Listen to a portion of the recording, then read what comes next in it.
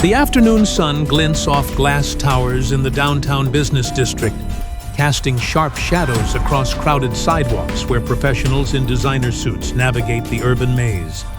It's the kind of place where luxury cars idle at red lights, where coffee costs $8, and where police presence is more about visibility than necessity. Officer Mike Warren cruises through in his marked unit, one hand on the wheel, the other tapping the center console. 15 years on the force, and he knows his territory inside and out. Or so he tells himself. He's got a reputation. No nonsense, street smart, doesn't let things slide.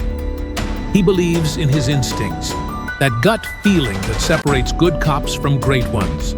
And in his eyes, people who don't fit the profile of a neighborhood always deserve a closer look. Before we go further, let me know in the comment section where you are watching from. Like, share, and subscribe if you believe in equality and fairness. Only those who do not believe in equality and fairness will not subscribe. The downtown business district was his domain, a forest of steel and glass, where money moved in silent rivers through bank accounts and boardrooms. During the day, the streets hummed with activity. Black sedans dropping off executives, valets sprinting to park luxury SUVs, men and women in $1,000 suits, power walking to their next deal. Warren had patrolled these blocks so many times he could navigate them blindfolded. He knew which buildings housed law firms, which ones were hedge funds, where the tech startups rented their trendy open-floor offices. He knew the rhythm of this place, the unspoken rules that governed who belonged and who didn't. His colleagues at the precinct called him tough but fair, a cop who didn't play favorites but also didn't let things slide. Warren took that as a compliment. In his mind, fairness meant treating everyone the same, holding them all to the same standard. But fairness also meant trust, and trust had to be earned. When someone looked out of place, when they didn't fit the pattern he'd spent years recognizing, that was when his instincts kicked in. That was when he paid attention. And right now, every instinct he had was telling him to pay very close attention to the woman in the cream blazer standing outside Castellano's Jewelers, her phone in her hand, her eyes scanning the street like she was looking for something or someone. Warren slowed his cruiser, his gaze narrowing. She didn't belong here, not in this neighborhood, not at this time of day. He could feel it. He pulled to the curb and stepped out. Warren's eyes tracked her as she moved along the sidewalk with a deliberate, unhurried stride that stood out against the hurried chaos around her. Amber DeMars, though he didn't know her name yet, carried herself with the kind of confidence that came from success, from knowing exactly who you were and where you belonged. Her cream blazer was perfectly tailored, her slacks pressed with crisp lines, her leather handbag the kind that cost more than most people's monthly rent. Gold earrings caught the afternoon light as she turned her head, checking something on her phone. She stopped outside Castellano's, one of the most exclusive jewelers in the district. The kind of place where you needed an appointment just to browse. Through the window, Warren could see the glint of display cases, the soft lighting that made diamonds look like captured stars. Amber stood there for a moment, scrolling through her phone, then glanced up and down the street, as if she were waiting for someone or trying to get her bearings. Warren felt that familiar tightening in his chest, the one that always preceded action. Something wasn't right. She didn't look like the typical professional rushing between meetings. She wasn't carrying a briefcase or a laptop bag. She wasn't walking with purpose toward a specific destination. She was lingering, observing.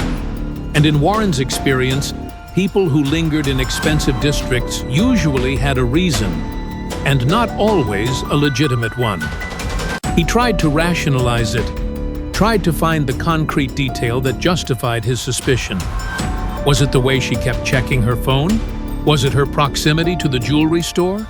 Was it the fact that she seemed too calm, too relaxed, in a neighborhood where everyone else moved like they were being chased by deadlines? Or was it simply that she didn't fit the image he'd built in his mind over 15 years of what belonged in this particular 2-block radius of wealth and power? Warren told himself it was procedure, that any good cop would do the same thing.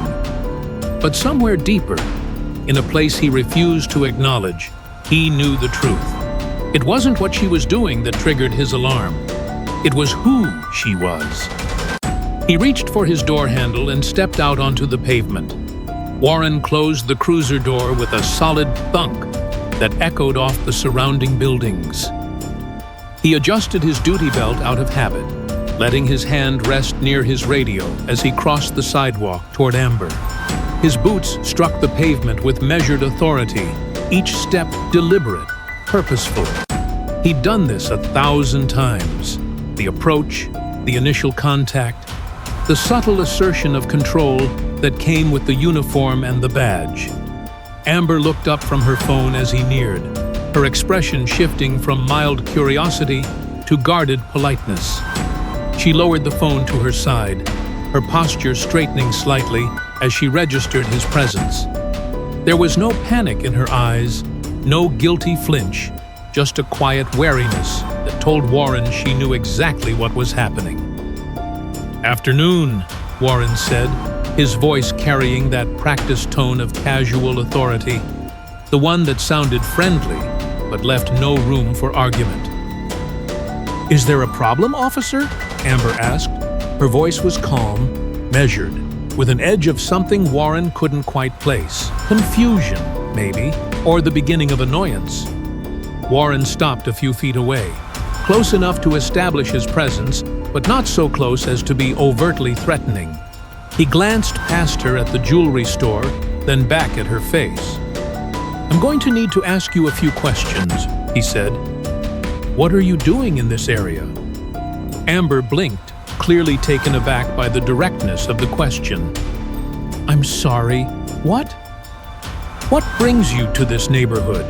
Warren repeated, his tone hardening just slightly. "Where are you heading?" She shifted her weight, the handbag on her shoulder moving with her.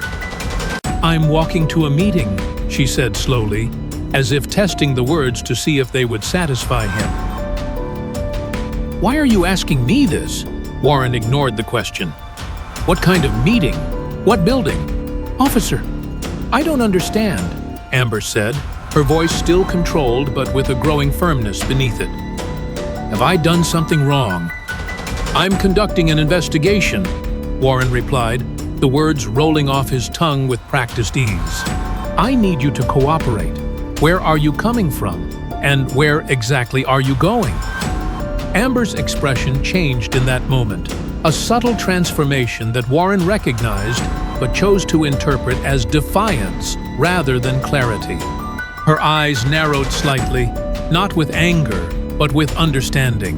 The kind of understanding that came from experience, from having lived through variations of this exact scenario before. She knew what this was. She knew why she'd been stopped. "Officer," she said, her voice taking on a deliberate steadiness, "I'm walking to a business meeting at Henderson & Associates, 2 blocks from here. I haven't broken any laws, I haven't done anything suspicious, and I'd like to know why you've stopped me." Warren felt his jaw tighten. There it was, that tone, that challenge wrapped in respectful language. She was questioning him, his judgment, his authority. In his 15 years on the force, he'd learned that compliance came in many forms, and the smart ones, the ones who thought they knew better, always tried to flip the script, make him justify himself when he was the one asking the questions. "Ma'am, I'm investigating suspicious activity in this area," Warren said, his voice hardening. "I need to see some identification." "Suspicious activity?" Amber repeated. And now there was no mistaking the edge in her voice. What suspicious activity?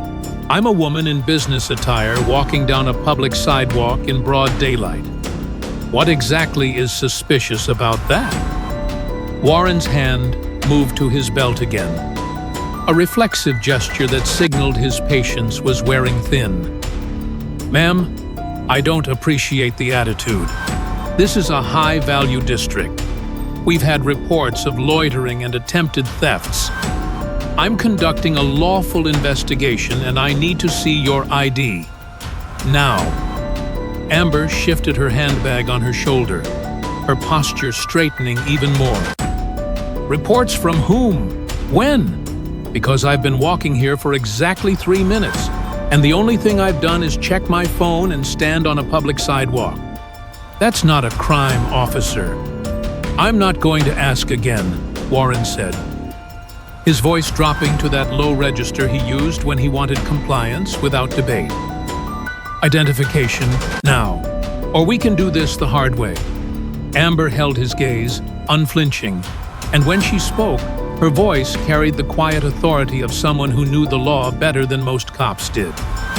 Officer, unless you have reasonable suspicion that I've committed a crime, am committing a crime, or am about to commit a crime, I'm not legally required to provide identification. Walking down a public street is not a crime. Standing on a sidewalk is not a crime. So I'm going to ask you one more time. What reasonable suspicion do you have? Warren felt heat rising in his chest, the kind that came when control started slipping away. She was lawyering him, throwing legal terms around like she'd memorized them for exactly this moment. He'd dealt with plenty of people who thought they knew their rights, people who'd watched too many YouTube videos and thought they could argue their way out of a lawful stop. But this was different. She wasn't nervous, wasn't backing down, and that made everything worse. Ma'am, you're being uncooperative, Warren said, his voice tight. That, in itself, is suspicious. You're making this situation a lot worse than it needs to be.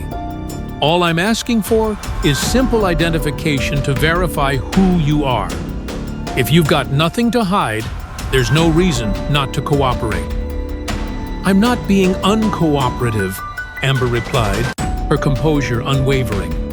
I'm asserting my constitutional rights. There's a difference. Warren took a step closer, his bulk casting a shadow over her. Last chance. Produce ID, or I'm going to have to detain you for obstruction. Amber's eyes flashed, not with fear, but with resolve. She reached slowly into her handbag, and Warren's hand instinctively moved toward his duty belt. I'm calling my husband, she said evenly, pulling out her phone. Keep your hands where I can see them, Warren barked, his voice suddenly sharp, commanding. Adrenaline spiked through him. She was escalating, defying a direct order, reaching into a bag he hadn't searched. His training screamed at him about concealed weapons, about how fast situations could turn deadly. I'm getting my phone, Amber said. But Warren was already moving, his mind made up. This had gone far enough. Warren moved on instinct, on 15 years of muscle memory and threat assessment that bypassed conscious thought. His hand shot out and clamped around Amber's wrist as she pulled the phone from her bag. He yanked her forward, hard, throwing her off balance. Her handbag fell to the pavement with a dull thud as he spun her around and drove her toward the brick wall of the building behind them.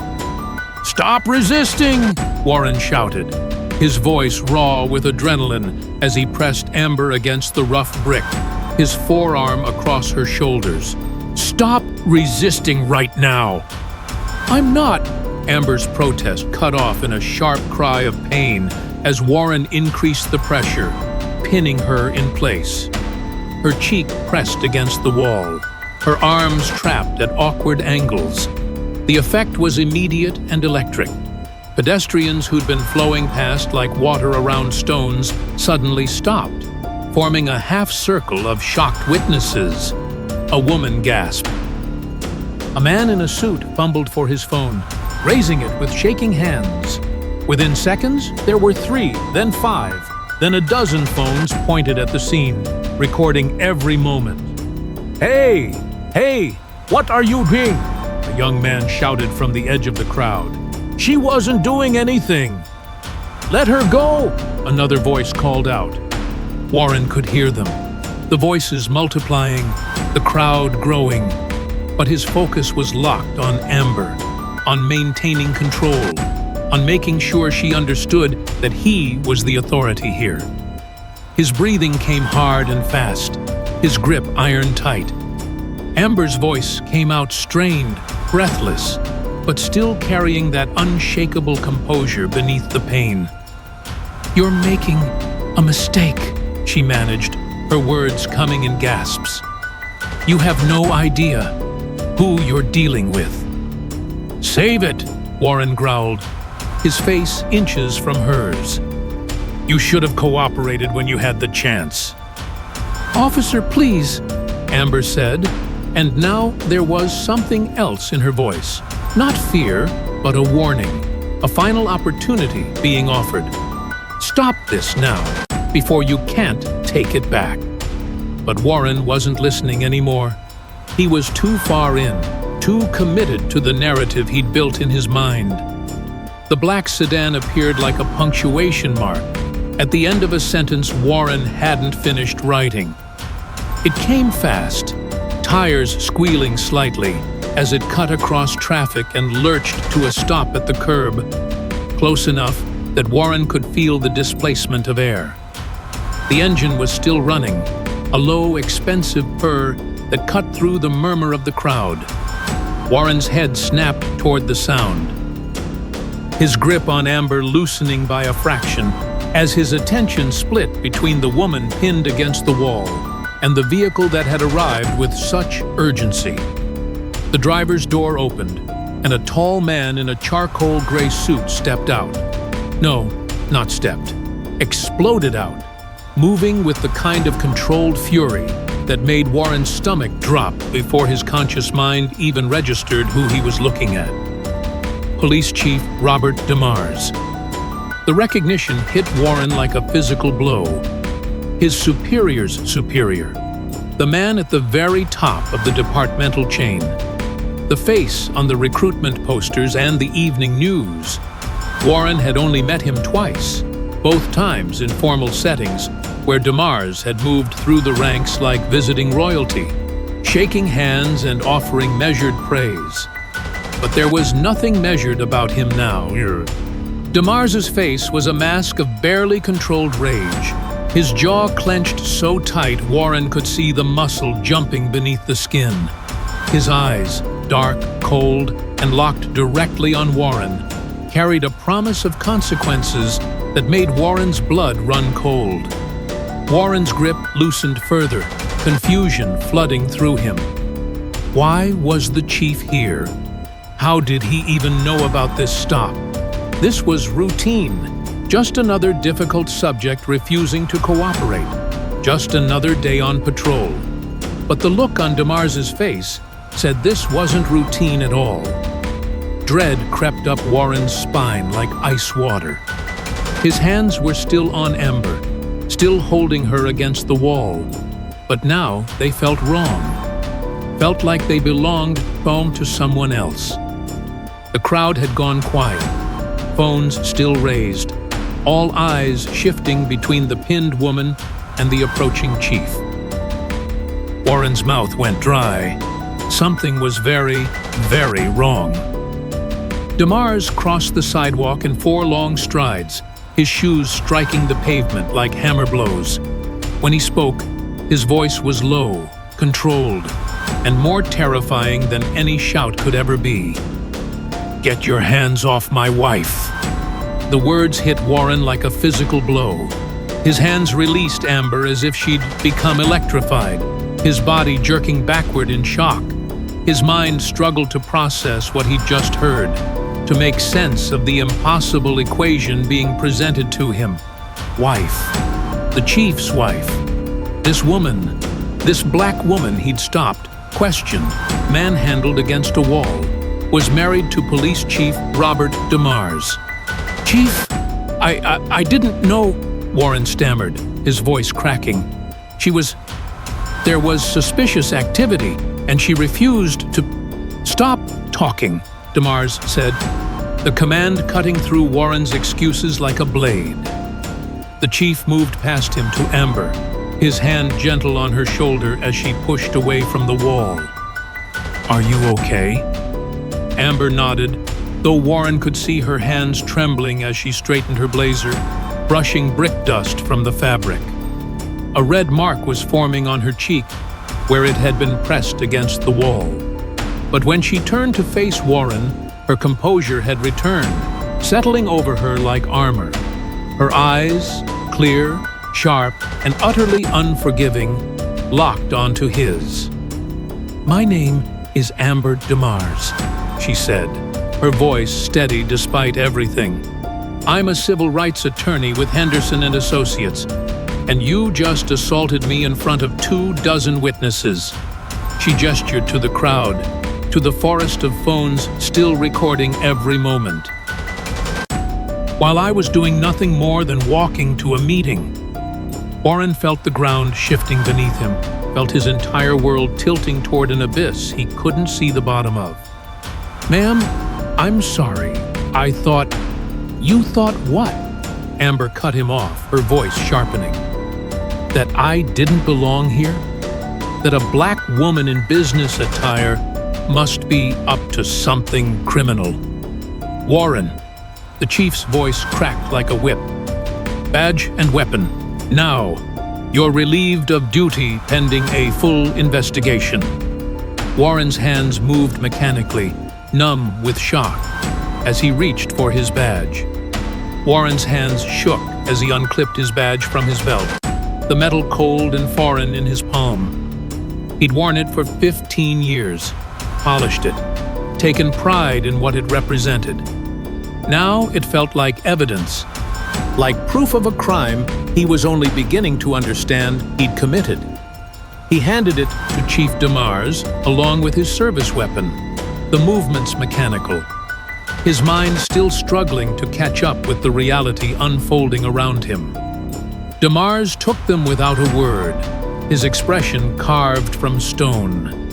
He helped Amber into the passenger seat of the black sedan, his hand protective on her shoulder, whispering something Warren couldn't hear. Then he turned back, and for just a moment, their eyes met. There was no anger in the chief's gaze anymore, just cold, absolute certainty. "You'll be hearing from Internal Affairs," DeMars said. "Don't leave town." The sedan pulled away, merging smoothly into traffic, and Warren watched it disappear, his throat tight, his chest hollow. The crowd began to disperse slowly, some still holding their phones up, capturing his shame for posterity. Others shook their heads, muttering to each other. A woman picked up Amber's fallen handbag and handed it to an officer who'd arrived as backup, saying something about evidence. Warren stood alone on the sidewalk, the afternoon sun suddenly too bright, too hot. His cruiser sat empty at the curb, no longer his to drive. Pedestrians flowed around him like he was an obstacle, something to avoid, something contaminated. The truth settled over him with crushing weight. His instincts, the ones he'd trusted for 15 years, the ones he'd built his entire career on, had been nothing but prejudice dressed up in professional language. He hadn't seen a criminal. He'd seen a black woman who didn't match his mental picture of who belonged in his district. And he'd acted on that bias with violence and authority he had no legal right to use. Amber DeMars had connections, had power, had a husband who could end Warren's career with a phone call. But how many others had he stopped over the years who didn't? How many Ambers had endured his suspicion, his demands, his hands on their shoulders, and had no chief to call, no badge to balance against his?